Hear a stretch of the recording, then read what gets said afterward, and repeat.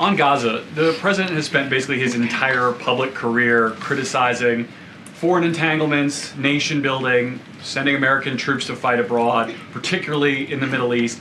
This plan seems like it could ultimately involve all of those things.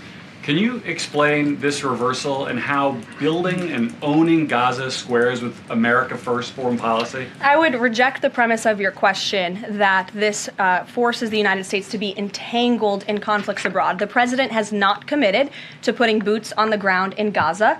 He has also said that the United States is not going to pay for the rebuilding of Gaza.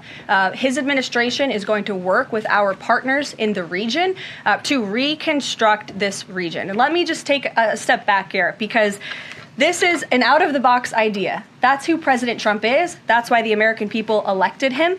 And his goal is lasting peace in the Middle East for all people in the region. And as I said in my opening remarks, we've had the same people pushing the same solutions to this problem for decades.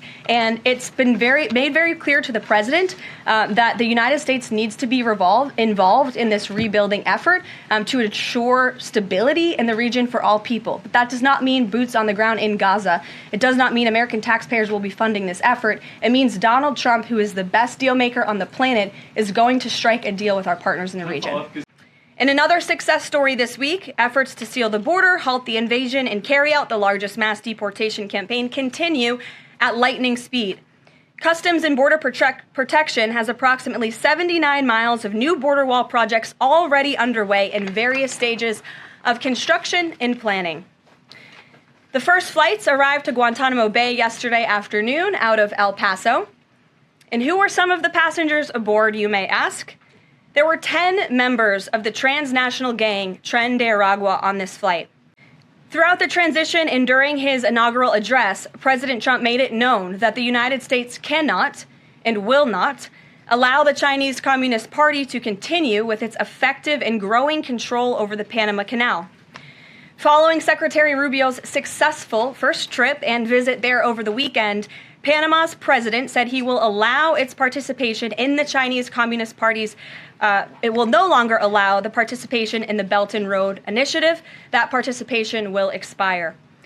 This is significant because Panama was the first Latin American nation to join Belt and Road and now becomes the first to back away from it because of President Trump.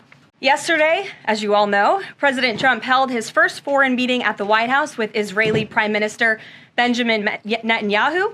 And as the president said, the bonds of friendship and affection between the American and Israeli people have endured for generations and are absolutely unbreakable. The historic proposal for the United States to take over Gaza, announced by President Trump last night, underscores this commitment.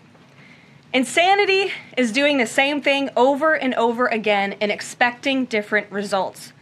President Trump is an outside-of-the-box thinker and a visionary leader who solves problems that many others, especially in this city, claim are unsolvable.